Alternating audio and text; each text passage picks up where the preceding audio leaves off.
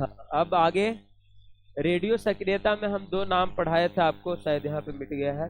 ये बता रहे थे ना, जानते देखो, यहाँ तक हम लोग इसमें पढ़े थे अभी कि रेडियो सक्रियता क्या चीज होती है, कि इसमें अवांछित किरणें निकलती है, अल्फा बीटा गामा एक्स किरण, माइक्रो रेज बताया कि यानी सूक्ष्म किरणें, बहुत सारे तरंगे आपके घूमते हैं इसमें। तो ये आपका बताए थे। यहाँ पे में आपका क्या जीवन संभव, सॉरी स्पेस में जीवन संभव क्यों नहीं है? क्योंकि वहां पे कौन सा किरण है? गामा। गामा क्या करता है? सेल को नष्ट कर देता है, इसलिए नया बच्चा यदि पैदा भी लेगा वहां पे तो उसका सेल क्या हो जाएगा? डिस्ट्रॉय हो जाएगा, सेल बनेगा ही नहीं बॉडी के अंदर। ये हम लोग पढ़े थे। अब हम लोग जानते हैं, देखो ये जो रेडियो सक्रियता की खोज में हम दो का नाम लिए थे, एक का बैकवेरल चल रहे थे हम लोग, बैकवेरल वाला, और एक आपका इसमें हम बताए थे मैडम क्यूरी, जिसका नाम बाद में दंपति क्यूरी कर दिया गया था। अब देखिए इन्होंने घटना हम बताए थे कि इसने क्या किया, इसने किरणों से घटना का पता किया कि किरण निकल रहा है तो ये घटना रेडियो सक्रियता कहलाएगी, और इन्होंने कंफर्म किया कि ऐसे पदार्थ हैं जो घटना का अंजाम देते हैं। उसमें से एक पदार्थ का नाम बताया था आपको हम, रेडियम। रेडियम खोजा गया था पिंच ब्लेड के पत्थर से। पिंच ब्लेड के जो आपके पत्थर है उससे क्या निकाला गया, उससे क्या खोजा गया था? आपका रेडियम। अब आगे इसमें हम लोग आगे बढ़ेंगे। देखिए अब जो होता है ये रेडियो सक्रियता जो होता है उसमें ना मुख्य रूप से तीन किरणों का विघटन होता है। रेडियो सक्रियता में तीन किरणों का विघटन होता है, एक को बोलते हैं अल्फा किरण, एक को बोलते हैं बीटा और तीसरा को बोलते हैं गामा। अब हम ये तीनों का पहले क्वालिटी जानते हैं कि अल्फा बीटा गामा किरण है क्या। तो देखिए अल्फा किरण जो है ना, ये है हीलियम पार्टिकल का कण है। Doubly charge of helium particle is called, तो मतलब बोला जाता है अल्फा। अल्फा किरण का डेफिनेशन देना रहे तो सिर्फ और सिर्फ बोल सकते हैं आप डबली चार्ज हीलियम। डबली चार्ज कहने का मतलब जिसका हीलियम का जितना चार्ज है उससे दुगना चार्ज, आपका दुगना चार्ज कहने का मतलब प्लस वाला, ये जो ऊपर में रहता है ना वो प्लस माइनस का इंडिकेटर है, चार्ज जो है ना इसमें प्लस 4 हो गया। और तो डबली चार्ज ऑफ हीलियम पार्टिकल को हम लोग क्या बोलते हैं? हीलियम पार्टिकल को हम लोग बोलते हैं यहाँ पर क्या? अल्फा कण। तो अल्फा कण क्या है, किससे बना है? हीलियम से। आई होता है कैसा? डबली चार्ज ऑफ हीलियम पार्टिकल है तो हीलियम ना घन आवेशित होता है, इसलिए चार्ज होता है क्या होगा? पॉजिटिवली चार्ज होगा, यानी प्लस चार्ज वाला होता है अल्फा। बीटा जो है आपका ये बना है इलेक्ट्रॉन से, इसको हम लोग बोलते हैं इलेक्ट्रॉन का पार्टिकल है, ये इलेक्ट्रॉन से बना हुआ है। तो इलेक्ट्रॉन से बना हुआ पार्टिकल है तो ये कैसा होगा? इलेक्ट्रॉन हम लोग पढ़ते हैं माइनस में होता है, इसलिए बीटा जो कण होगा वो निगेटिवली होगा, यानी निगेटिवली कण आपका बीटा है। गामा या ना तो प्लस है ना तो माइनस है, इसको बोलते हैं हम लोग न्यूट्रल। ये बना हुआ क्या है? ये रेज से ही बना हुआ है, यानी गामा किरण जो है खुद ब खुद ये किसी दूसरे से उत्पन्न नहीं हुआ है। जैसे बीटा किरण इलेक्ट्रॉन का अंश है, इलेक्ट्रॉन के अंश के कारण बीटा है, इसके कारण निगेटिव है। और अल्फा किरण जो है आपका ये हीलियम पार्टिकल का है और पॉजिटिव है। हमारे यहाँ जो हीलियम पार्टिकल है, जैसे देखिए एक होता है, हम लोग पढ़ते हैं कि हाइड्रोजन और ऑक्सीजन मिलके जल बनाता है। हम लोग पहले भी पढ़े हुए हैं कि जब हाइड्रोजन और ऑक्सीजन को मिला देते हैं तो क्या बनता है? जल बनता है। तब समझिएगा कि यहाँ पे हम लोग जानते हैं कि 21% ऑक्सीजन है हमारे वायुमंडल में, हाइड्रोजन लगभग 0.045%, ये समझ आइए कि इतना आपका इससे भी कम है, लेस है, ये इससे कम है, इतना कम है। अब ये आपका ये दोनों 21% ऑक्सीजन है और ये हाइड्रोजन है वायुमंडल में है, तो क्यों नहीं दोनों मिलकर आपस में जल बना देंगे? मतलब ये तो है, हम लोग पढ़ते हैं कि हाइड्रोजन और ऑक्सीजन मिलकर जल बनाता है, लेकिन वायुमंडल में ऑक्सीजन भी है हाइड्रोजन भी है, दोनों आपस में मिलकर जल बने और ये दोनों गायब रहे, हाइड्रोजन ऑक्सीजन वायुमंडल में रहे ही नहीं। ऐसा भी हो सकता है। हाँ, कारण समझना हम लोग को कि जो हाइड्रोजन और ऑक्सीजन हमारे वायुमंडल में है वो है अणु के रूप में। ये किस रूप में है? अणु के रूप में। और हम लोग जब पढ़ते हैं, पहले भी पढ़े हैं कि रासायनिक अभिक्रिया जब होती है तो अणु से नहीं होती है, परमाणु से होती है। तो ये परमाणु के रूप में रहेगा, हमारे वायुमंडल में परमाणु के रूप में नहीं है। इसीलिए क्या है, हाइड्रोजन और ऑक्सीजन मिलके यहाँ पे जल नहीं बनता है। कहीं भी देखा हाइड्रोजन ऑक्सीजन को मिलाइए जल नहीं बनेगा यहाँ पे। क्यों नहीं? क्योंकि लेकिन लैब में लेके जाते हैं, फिर हाइड्रोजन के अणु को तोड़ के हम लोग लैब प्रोसेस से ऑक्सीजन को मिलाते हैं परमाणु रूप में, तब जल बनता है। वही यहाँ हम समझाना चाह रहे हैं कि यहाँ पे जो हीलियम पार्टिकल है, ये हीलियम जो है और ये सूर्य के वायुमंडल के हीलियम है, वो दोनों में थोड़ा सा अंतर है। हमारे यहाँ जो हीलियम है वो अणु के रूप में है, इसलिए अभिक्रिया में भाग नहीं लेते हैं। हमारे यहाँ भी हीलियम गैस है, जो देखो ई गैस को हम लोग छोड़ेंगे तो ये बैलून गुब्बारा में भर के रखते हैं हम लोग, तो ये ऊपर की तरफ जाता है हल्का गैस के रूप में। लेकिन यही वाला आपका हीलियम कहाँ पे, जब हम सूर्य प्रकाश में सूर्य के वायुमंडल में जाएंगे तो वहाँ रहता है परमाणु के रूप। अब परमाणु के रूप में रहता है, इसी कारण हीलियम के कारण ही क्या है, सूर्य के पास एनर्जी है। हीलियम के कारण आपका क्या है, यहाँ पर सूर्य के पास एनर्जी है। यहाँ पे हाइड्रोजन बार बार जुट के अब बना लेता है हीलियम, और कौन सा बनाता है, परमाणु वाला हीलियम। और हम लोग के पास कौन वाला है, अणु वाला हीलियम है। इसलिए हमारे यहाँ वायुमंडल में हीलियम रहेगा तो अभिक्रिया नहीं करेगा, क्योंकि अणु के रूप में है और अणु रिएक्शन में भाग नहीं लेता। इसीलिए तो ये सब का इस्तेमाल कहाँ करते हैं, पढ़े थे हम लोग, हीलियम का इस्तेमाल मौसमी गुब्बारा में करते हैं, जहाँ पे आपका मतलब वर्षा नहीं होने के लिए आपका करते हैं। फिर हीलियम का इस्तेमाल वायुयान के पहिया में करते हैं नाइट्रोजन गैस के साथ। तो ये आपका ये सब का इस्तेमाल वहाँ पे ही किया जाएगा जहाँ अभिक्रिया नहीं हो, अणु के रूप में रहता है, इसलिए इसका मतलब अभिक्रिया में भाग नहीं लेता। लेकिन यही वाला हीलियम सूर्य के वायुमंडल में परमाणु के रूप में, इसलिए आपका लगातार हाइड्रोजन से हीलियम बनेगा और उससे ऊर्जा मुक्त होता है। और वही सनलाइट से हम लोग को जो ऊर्जा मुक्त होता है उसी को हम लोग सौर ऊर्जा बोलते हैं, और सौर ऊर्जा का इस्तेमाल हम लोग प्लेन में कर लेते हैं। ठीक हो गया क्लियर यहाँ पे हीलियम। यहाँ भी आपका विस्फोटक पदार्थ बनेगा तो हीलियम से बनेगा। समझ आए कि हम लोग जो भी बनाएंगे विस्फोटक वो यहाँ भी हीलियम से बनेगा आपका। लेकिन यहाँ का हीलियम अणु के रूप में है तो पहले इसको लैब में ले जाके परमाणु के रूप में करते हैं, और सूर्य के वायुमंडल में लगातार हीलियम बनते रहता है, इसीलिए उसके पास एनर्जी आता है। हम लोग जैसे कि पढ़ते थे ना, तो एक आता था आपका किताब जिसमें ना पढ़ते थे हम लोग, सबसे गर्म ग्रह कौन है, तो आता था कहाँ,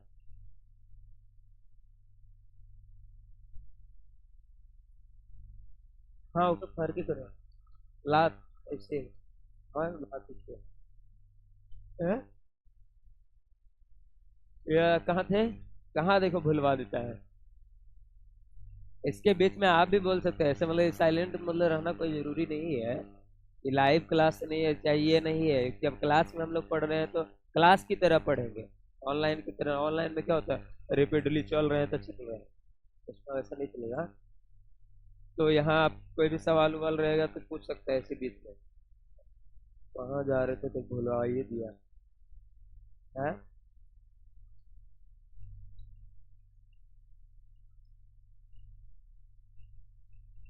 सूर्य के वायुमंडल में था ना हम।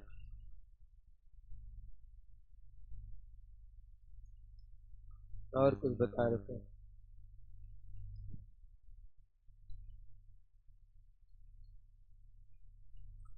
ये क्वेश्चन अभी नहीं, ये गरम मसाला गरम क्यों होता है, गरम मसाला गरम होता नहीं है, नाम गरम है। अरे ये भुला दी करने जाके हमरा। ठीक ठीक, हीलियम का परमाणु हम बता रहे थे कि हीलियम का यहाँ आपका स्रोत है, जिसके कारण सूर्य में क्या है, ऊर्जा है, और ये लगातार बनते रहता है। चलो आगे, अब आगे हीलियम का हो गया क्लियर, आप समझ गए अल्फा पार्टिकल प्लस वाला। इसमें 2 पॉइंट याद रखिए।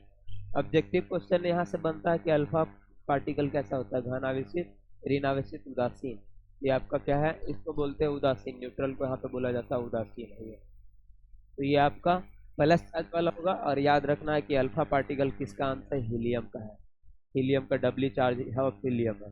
बीटा जो है इलेक्ट्रॉन के प्रति इलेक्ट्रॉन का अंश है, इसलिए नेगेटिव चार्ज होता है आपका, और गामा आपका उदासीन वाला होता है। अब देखिए, अब इसके क्वालिटी हम लोग एक एक करके पढ़ेंगे, तीनों को कंपेयर करते हैं यहाँ पे। अल्फा, बीटा, गामा, तीनों, अल्फा बीटा गामा। देखिए अब एक एक करके, ये तीनों में आपका जो है, ये तीनों में सबसे तीव्र जो चलेगा वो गामा चलेगा। ये सबसे समझो ये धीमा चलने वाला कण। अल्फा कण हम लोग जब किसी से गुजारेंगे तो ये इसकी तुलना में धीमा है, सबका तुलना में बोले ये समझ आए कि आपका इसकी तुलना में ये आपका क्या है, ये बीटा और गामा की तुलना में अल्फा कम है, नॉर्मल में वो ज़्यादा ही है। तो यहाँ पे हम एक एक करके सबका क्वालिटी पढ़ेंगे, ध्यान दीजिएगा। इसका चाल, जो इसका चाल होता है वो आपका, इसका चाल प्रकाश के चाल का 1/10वां भाग है, यानी चलेगा कितना चाल से, तो प्रकाश के चाल का क्या है आपका 10वां भाग, यानी प्रकाश कितना भाग से 10वां भाग है इतना। ये जैसे कि हम लोग जानते हैं लाइट कितना वेग से चलता है, लाइट का चाल क्या है, प्रकाश का वेग।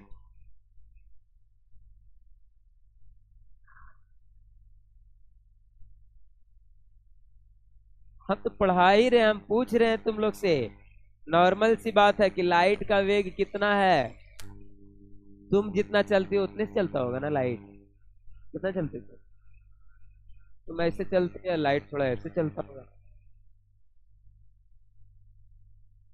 है, भूल गई।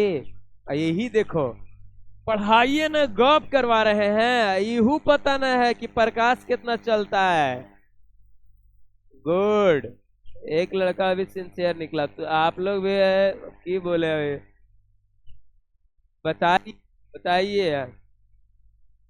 3 × 10⁸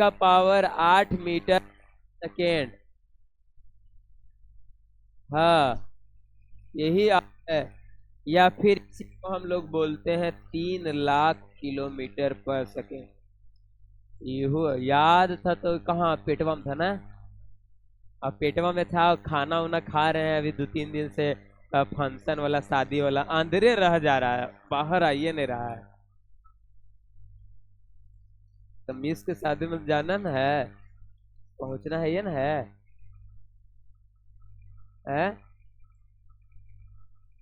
बुलाएंगे, कार्ड उड तो सबको मतलब ऑनलाइन आवेदन कर दिए गए हैं, पहुंच जाइएगा आप लोग खाने पीने के टाइम में, नहीं रहेगा तो कब है, 30 या कितना तारीख को है, की पता, डेटो ना देखे हमें। हाँ, वो अभी हम लोग ये डेली आज देखते हैं, आज कौन से कार्ड में खाने का लिखा हुआ है। 25 जैसे कल था, आज भी एक है, कल भी है, ये अब सब लगता लगातार है। 25, 26, 27, 28, 29, 30।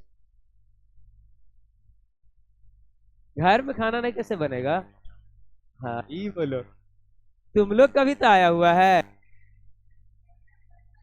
इतना नहीं, तुम लोग का तो 2-3 दिन रहता है तुम लोग का, तुम लोग खाना से ज्यादा तो अभी तुम लोग का अथी वाला आ गया है, प्रमोट प्रमोट हो गई है, डीजे उजे पे आ गई है, तुम लोग तो 3-4-5 बार ऐसे जैसे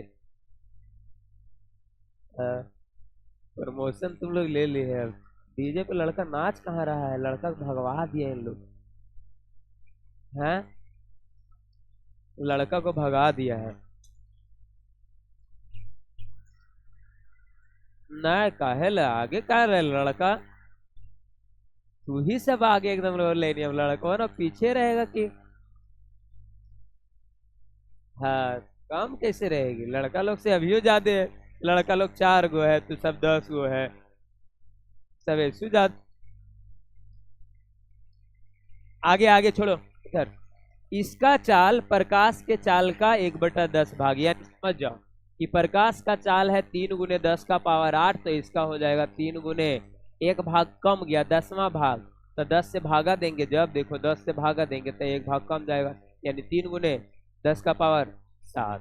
अगला बीटा का जो है, इसका जो चाल है, इसका चाल प्रकाश के चाल का 9/10 है, प्रकाश के चाल का 9/10 भाग है। अब देखिए, इसका प्रकाश के चाल का 9/10 भाग है, यानी 3 × 10⁸ गुने 9/10, 10 से डिवाइड करेंगे तो 10⁷, 27 गुने 10⁷। इसका चाल, इसका चाल लगभग प्रकाश के चाल के बराबर है, देख रहा है, इसीलिए खतरनाक किरण है, प्रकाश के चाल के बराबर होता है। यानी इसका चाल जो है ना, ये आपका ज्यादा है, कम नहीं है। मतलब इसका चाल लगभग प्रकाश के चाल यानी 3 × 10⁸ मीटर पर सेकेंड अराउंड। अब देखिए ये चाल जब लिखा रहेगा ना, तो ध्यान दीजिएगा कि चाल दो चाल में पूछा जाता है कि प्रकाश का चाल एक निर्वात में पूछेगा, एक हवा में। तो निर्वात में ज्यादा होता है। हालांकि प्रकाश का चाल माध्यम पे निर्भर नहीं करता, लेकिन थोड़ा सा ज्यादा निर्वात में होता है और थोड़ा सा कम होता है इसमें। तो जब भी बोलेगा तो निर्वात में यदि हवा में प्रकाश का चाल पूछेगा तो 2.9999 ऐसे करके लिखना है आपको। 3 को ना 2.99 करके 10 × 8 कीजिएगा।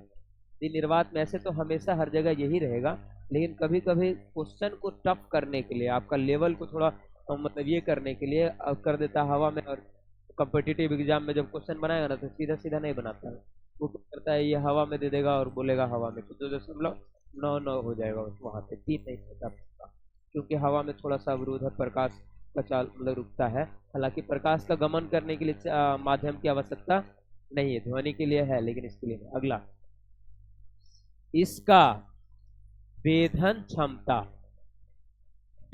क्षमता कम होता है। दोनों की तुलना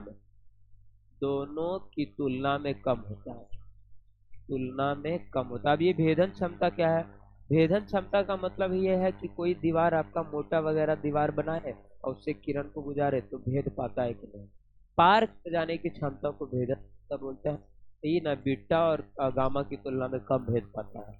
यानी जैसे कि आपका 2 मीटर ये आपका ये जो पत्ती है, उसको 2 मीटर एल्युमिनियम का फॉइल रहेगा ना, इसको ये भेद नहीं पाएगा। ये दोनों भेद लेता है, किरण और गामा किरण भेद होता है, ये कम होता है। तो हम लोग को इसमें बस यही याद रखना है कि किसका कम होता है भेदन क्षमता, किसका ज्यादा। तो अल्फा का कम होगा, बीटा का उससे थोड़ा ज्यादा होगा, और सबसे ज्यादा किसका होगा? गामा का। तो अगला कण ये हो जाएगा, बीटा का भेदन क्षमता भेदन अल्फा से ज्यादा होता है, और यहाँ पे तो गामा का भेदन क्षमता क्या होता है आपका? सर्वाधिक होता है। यानी तीनों में आपका सबसे ज्यादा सर्वाधिक होता है। यानी गामा जो है ना, आपका बताए थे सेल को डैमेज करता है सबसे ज्यादा। अल्फा किरण को हम बॉडी में इंजेक्ट करवाएंगे ना, तो ये उतना डिफेक्ट नहीं देगा हम लोगों को। बीटा किरण थोड़ा ज्यादा देगा, और गामा तो सबसे ज्यादा देगा। ये तो भेद ही देता है लगभग। ये सारा सबसे ज्यादा खतरनाक किरण हम लोग के लिए गामा है, ये तीनों में। इसीलिए ना एक मतलब जैसे देखिए, आपको सलाह कभी कभी आता है न्यूज वाला में, ऐसी फॉल्स लेकिन मतलब ये कर देता है कि आज अंतरिक्ष से कोई मतलब नजदीक से एक पिंड गुजरने वाला है, तो 12 बजे से 2 बजे तक मोबाइल बंद रखिए। आता है ये मैसेज आता है कि बंद रखे। हालांकि ऐसी क्रियाएं बार बार नहीं होती है, लेकिन एक अंदेशा लगाया जाता है कि आपका गुजरे, तो उससे उसके गुजरने से कोई दिक्कत नहीं है। वो मोबाइल बंद करने का कोई मतलब ये नहीं है, लॉजिक है नहीं। लेकिन वो बता रहे कि उससे गुजरने वाली किरणें है कॉस्मिक किरण, वो है गामा का ही भाई है। तो गामा जैसा मतलब कॉस्मिक किरण का, तो वो गुजर जाएगा ना। आप समझ आए कि मोबाइल इसलिए चालू नहीं रखने के लिए बोल रहा है कि वो गामा किरण को कैच करने के लिए रेडिएशन चाहिए। तो रेडिएशन को कैच करने के लिए आपका मोबाइल है, मोबाइल का टावर वगैरह है, तो वो उससे रिलेटेड है। तो मोबाइल से नहीं है, ज़्यादातर टावर वगैरह वो ये कर लेता है उसका। लेकिन मोबाइल लोग बोलते हैं कि मोबाइल बंद, ये सब ऐसे ही है खाली, वो नहीं ज़रूरत है। लेकिन ये समझ आए कि गामा किरण हमें क्षति पहुंचाता है, वो हम बता चुके हैं कैसे। गामा किरण कल आलू का टिम्भी वाला, उससे पहुंचाता है, वही वाला। तो आपका गामा का भेदन क्षमता कम होता है। अगला तीसरा राउंड, तीसरा कहेगा कि इसका जो एक बोलते हैं हम लोग आयनन ऊर्जा किसका? आप भी समझाते पहले आयनन ऊर्जा क्या है। देखिए टॉपिक है एक आयनन ऊर्जा। आयनन ऊर्जा का मतलब ये हुआ कि कोई चीज यहाँ पे है, जैसे कि मान लेते हैं कि पानी को हम गर्म कर रहे हैं, तो भाइपर उड़ा, तो भाइपर जहाँ तक जाएगा, और जहाँ तक जाने के बाद हवा के कण को गर्म कर दिया या फिर किसी कण को गर्म कर दिया, तो जितना दूर तक वो गर्म किया है उसकी क्षमता को हम लोग बोलते हैं आयनन ऊर्जा। यानी जिस ऊर्जा से आयन, मतलब जिस ऊर्जा से आपका क्या होगा, आयन ज़्यादा देर तक बना या फिर समझ जाओ कि बहुत बड़ा एरिया में बना, तो उस ऊर्जा को हम लोग बोलते हैं आयनन ऊर्जा। अब एक समझा, एक हम लोग को ये समझना है कि इन तीन आयनन ऊर्जा किसका ज़्यादा होगा, गामा का, गामा का ज़्यादा हुआ है। वो लॉजिक थोड़ा सा, आयनन ऊर्जा क्या है इसको समझे। मान लेते हैं कि आप बाइक पे, सिंपल सा समझा रहे हैं, आप बाइक पे जा रहे हैं, बाइक स्लो है, ठीक, स्लो है तब आप ज़्यादा देख पाएंगे, बाइक स्लो है तो पूरा एरिया को कवर करके देखते जाएंगे आप। और जब बाइक को आपने तेज किया तो क्या होगा, आप उतना एरिया को नहीं देख पाएगा, तुरंत निकल जाइएगा। तो जैसे ही हम तेज किए तो एरिया क्या हुआ, कम गया, और जैसे ही हम कम स्पीड में थे एरिया बढ़ गया। तो एरिया बढ़ेगा, जैसे हम अभी बताए कि जितना दूर तक का एरिया कवर करेगा उसका आयनन ऊर्जा है।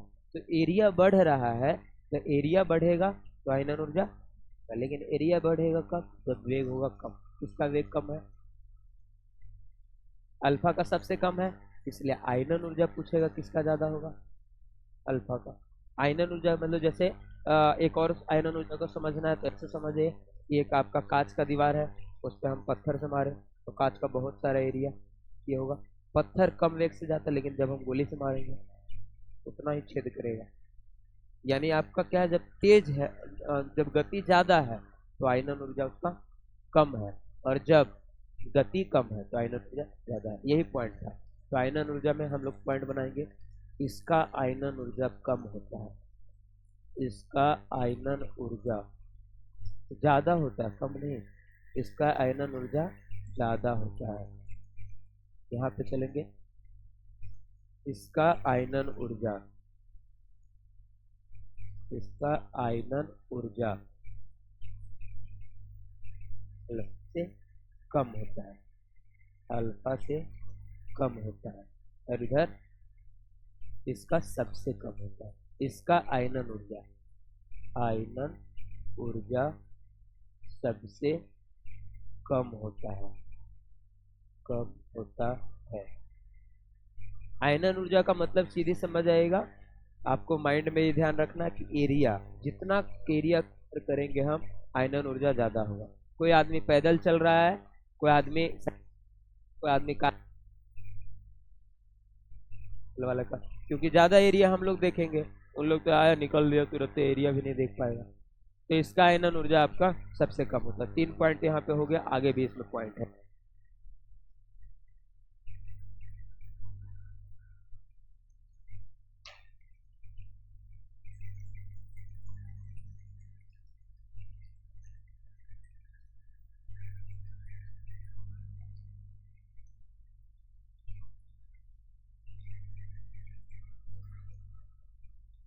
अल्फा वाला छोटा पड़ गया,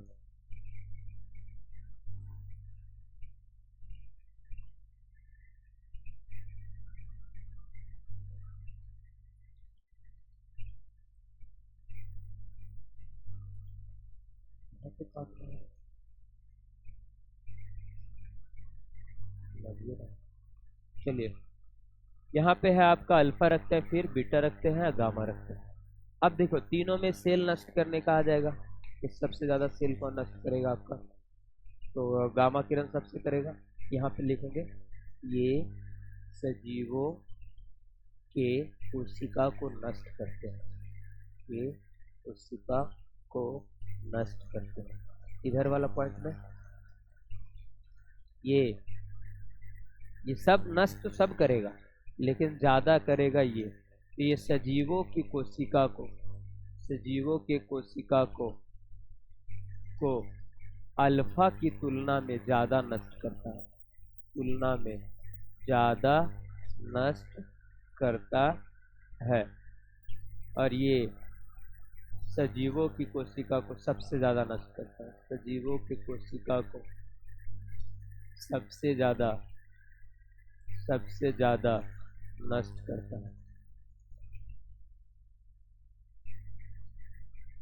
ये देखिए सेल डैमेज करेगा, इसकी तुलना में ये ज्यादा सेल डैमेज करेगा, और इसकी तुलना में सबसे ज्यादा सेल डैमेज करेगा। लेकिन हम अल्फा किरण का यूज बताए थे कैंसर में, हम लोग गामा किरण का यूज कैंसर में करते हैं, अल्फा किरण का यूज कैंसर में नहीं कर पाते। यानी हम लोग जब भी करते हैं तो किसका करते हैं, गामा किरण का। किसी को भी कैंसर वगैरह होता है तो इलाज थेरेपी कीमोथेरेपी के बाद, कीमोथेरेपी जैसे चढ़ा दिए, कीमो बताए थे आपको हम, कीमो मतलब एक जगह जीवाणु इकट्ठा होना है, वैसी क्रिया जिसमें एक जगह जीवाणु इकट्ठा होता है और उसको हम लोग रसायन के जरिए, केमिकल के जरिए मारते हैं। गामा किरण में क्या होता है कि जहाँ पे आपका रहता है सेकाई, सुना होगा, एक आता है किसी किसी को मतलब सेकाई किया जाता है, जैसे मस्तिष्क में कैंसर वगैरह हुआ तो उसको रेडिएशन के जरिए सेकाई करते हैं, सेकाई नाम है उसका, सेकाई मतलब गर्म करके, तो उसमें कभी किरण डालते हैं गामा। गामा किरण डालने से क्या होगा कि कोशिका वहाँ जो बन रहा है वो मर जाएगा। हम नया कोशिका जैसे ही मरा, कोशिका नया उत्पन्न होने का क्रिया को ही तो हम लोग कैंसर बोलते हैं, तो इसीलिए वहाँ पे क्या होता है, इलाज के लिए हम लोग गामा किरण डालते हैं।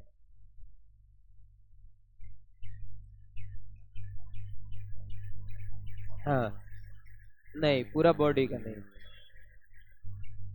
हाँ, उतना ही काम करे, उतना ही दवा, जैसे हम लोग खाते हैं गोली दवा का, सॉरी सर दर्द का, सर दर्द का ही खाली होता है काम।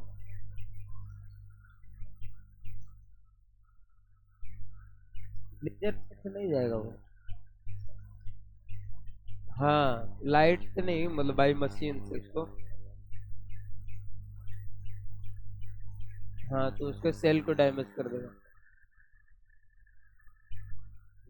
बहुत ध्यान, इसीलिए डॉक्टर को कहा जाता है दूसरा भगवान। एक नस टस से मस्त जिंदगी बस। चलो आगे। बहुत ज़्यादा डॉक्टर के लिए आप समझ आइए कि बहुत ज़्यादा मतलब ये है। तो ये जीवों को नष्ट करते, यही सबका क्वालिटी था। हम लोग को ये तीन चार क्वालिटी इसमें पढ़ना था, अल्फा बीटा गामा किरण की चारों क्वालिटी को हमने पढ़ लिया। ये हो जाएगा आपका क्लियर यहाँ तक। अब आगे इसके बाद हम लोग पढ़ेंगे, अब पढ़ेंगे कि किसी पदार्थ से अल्फा निकले तो क्या होगा, और किसी पदार्थ से आपका बीटा निकले तो क्या होगा, और किसी पदार्थ से आपका गामा निकले तो आपका क्या होगा। ऐसा यहाँ पे समझते हैं, देखो यहाँ पे आपका पहले हम लोग यहाँ पे बनाते हैं ऐसे, रेडियो एक्टिव पदार्थ का क्षय। ऐसा देखो,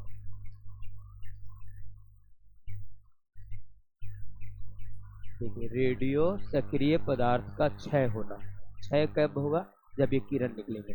तो रेडियो सक्रिय पदार्थ का क्षय होना, पदार्थ का क्षय होना।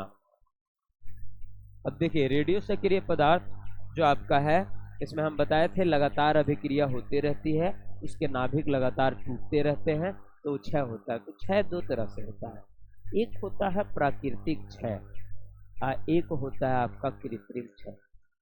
प्राकृतिक क्षय का मतलब ये हुआ, इसको हम लोग प्राकृतिक क्षय बोल सकते हैं, एक है कृत्रिम क्षय। जैसे रेडियो सक्रिय पदार्थ का प्राकृतिक क्षय में क्या होगा कि वैसा पदार्थ जो प्रकृति द्वारा लगातार खुद ब खुद उसका ना कण निकलते जा रहा है लगातार हमेशा, और उसके कारण वो आपका क्या है, अब वो उसका क्षय हो रहा है, तो उसको हम लोग बोलते हैं प्राकृतिक क्षय। यानी हम लोग ने नहीं करवाया, जैसे वो अपने से खुद ब खुद उसके अंदर अल्फा बीटा गामा किरण निकलते रहता है जिसके कारण क्षय हो रहा है, तो वैसे वाले को हम लोग बोलते हैं प्राकृतिक क्षय। ये कुछ पदार्थों में लगातार भी होता है, जैसे एक आपका नाम सुने हैं यूरेनियम। यूरेनियम एक आपका पदार्थ है, यहाँ पे यूरेनियम आपका कहाँ पाया जाता है, जादूगोड़ा इलाका में आपका पाया जाता है। कहाँ, कुछ भी डिस्कशन चल रहा है। यूरेनियम आपका जादूगोड़ा पदार्थ में पाया, सॉरी जादूगोड़ा स्थान में पाया जाता है, आपका झारखंड वाला एरिया जानता है। इसको हम बताए थे, इसको कहा जाता है येलो केक, पीला केक कहा जाता है इसे। एनर्जी का सबसे बड़ा स्रोत भी है आपका, लेकिन ये भी क्या है कि इसमें ना प्राकृतिक क्षय होते रहता है, इसके कारण खुद ब खुद अल्फा बीटा गामा किरण निकलते रहते हैं हमेशा। इसीलिए हम बताए थे कि ये जो गांव है इसका जादूगोड़ा का एक गांव है जहाँ पे यूरेनियम सबसे ज़्यादा होता है, लेकिन वहाँ के लोग विकलांग हैं, यानी इतना ज़्यादा इसमें रेडिएशन है, अल्फा बीटा गामा किरण निकलता है, सेल को मार देता है। इसलिए यहाँ के लोग मतलब समझो कि यूरेनियम का दूसरे जैसे हम लोग यूज कर रहे हैं तो बिजली वगैरह बनाने में, बम वगैरह बनाने में किसी और कारण मतलब यूज कर रहे हैं हम लोग वहां से लेके, लेकिन उसके आसपास के रहने वाले लोगों का नुकसान है। इसलिए यूरेनियम के मतलब उसके आसपास का गांव रहेगा ही, कोई ना कोई गांव तो आसपास में रहेगा ही जिसको इफेक्ट ये करेगा। तो लगभग ये कर ही रहा है आपका। तो एक गांव है, दो तीन गांव ऐसा है जिसमें लगातार लोग क्या हो रहे हैं, अपंग होते जा रहे हैं। झारखंड में वो हमारे लगभग 30 35 40 किलोमीटर ऐसा है। यानी ये कहें आपका वहाँ है तिलैया कोडरमा में तो इधर कर सकता है हटने पे, डायरेक्ट प्राकृतिक वाला नहीं। क्या उड़ते रहती है सबके टुकड़ो। लगन उगन आ गया इसीलिए इसको पढ़ने का मन है।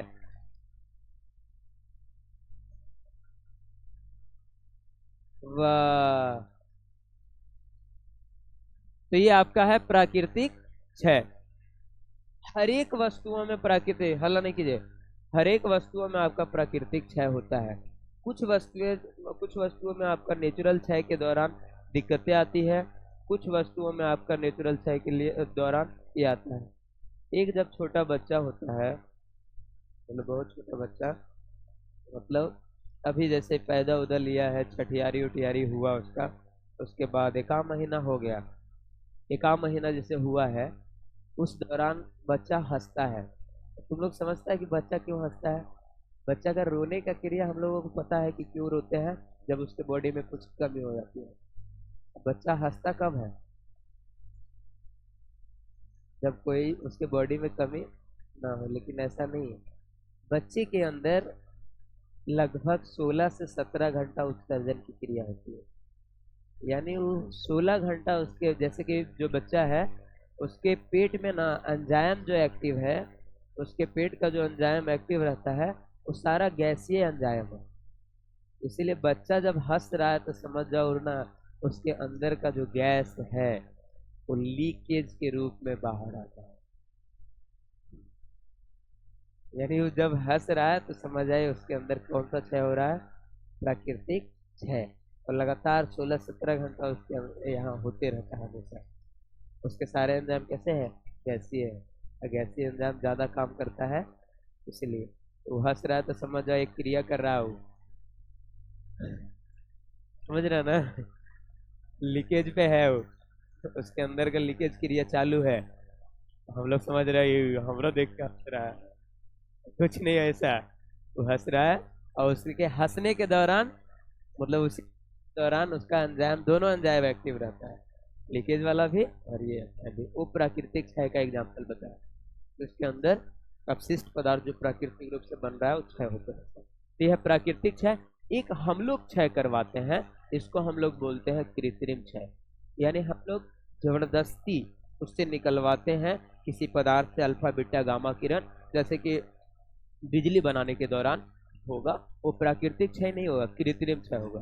बिजली बनाने के दौरान हम लोग क्या करते हैं कि अल्फा किरण हमें चाहिए, ठीक, अल्फा किरण हमें चाहिए एक्टिविटी करवाने के लिए, आपका एक्टिव कराने के लिए। तो अल्फा किरण को निकालने के लिए हम लोग क्या करते हैं, कोई पदार्थ होता है ना, यूरेनियम या थोरियम, हम लोग पढ़े थे अभी अल्फा परिचंदन प्रयोग में।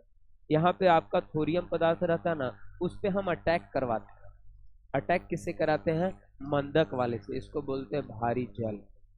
भारी जल या ग्रेफाइट से हम लोग अटैक करवाते हैं इसके ऊपर, तो इससे निकलता है आपका अल्फा किरण। तो जब हम जबरदस्ती किसी से ये किरण निकलवाएं, अल्फा बीटा गामा तीनों में से कोई किरण भी आपका जबरदस्ती निकलवाएं, तो उस क्रिया कृत्रिम क्षय। फिर समझ गए होंगे, प्राकृतिक क्षय खुद ब खुद होते रहता है, करवाने की जरूरत नहीं पड़ेगी। कृत्रिम क्षय जिसे मनुष्य अपनी सुविधा अनुसार या अपनी आवश्यकता अनुसार करवाता है, उसको हम लोग बोलते हैं कृत्रिम क्षय। तो ये हो गया दोनों क्लियर आपका। प्राकृतिक क्षय में आप क्या लिखेगा, यहाँ पे कर देते हैं, ये देखिए मिटा के आपको लिख देते हैं।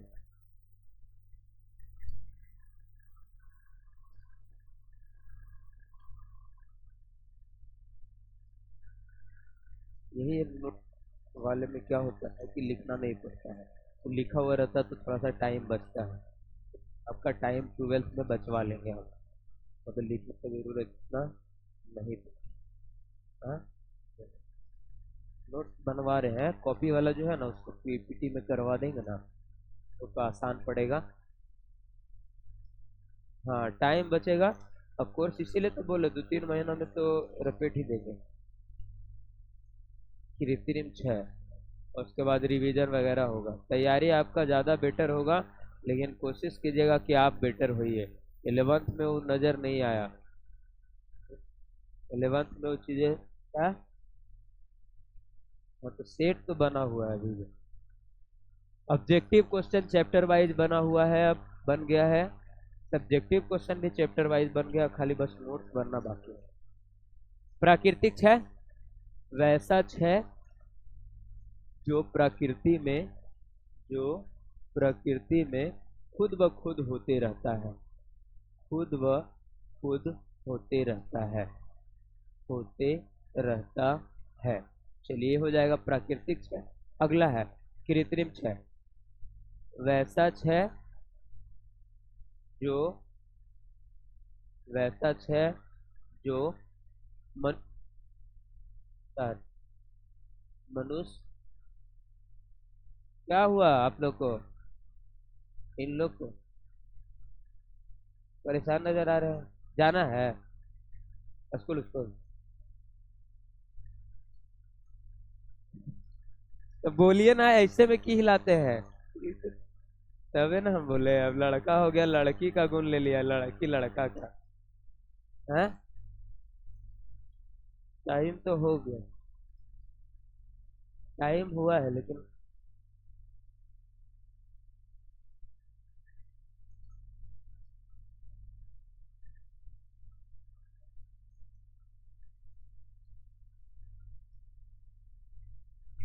वैसा छह, छोली बोल दे।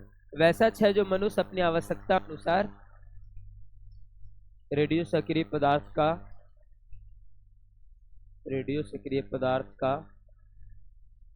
करवाता है, कृत्रिम 6 कहलाता है, कृत्रिम 6 कहलाता है।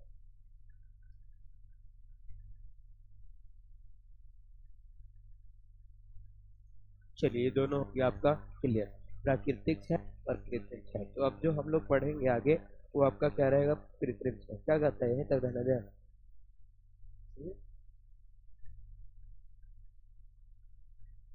लिखना लिख सकते हैं, रहने देते हैं, अभी आगे बढ़ेंगे।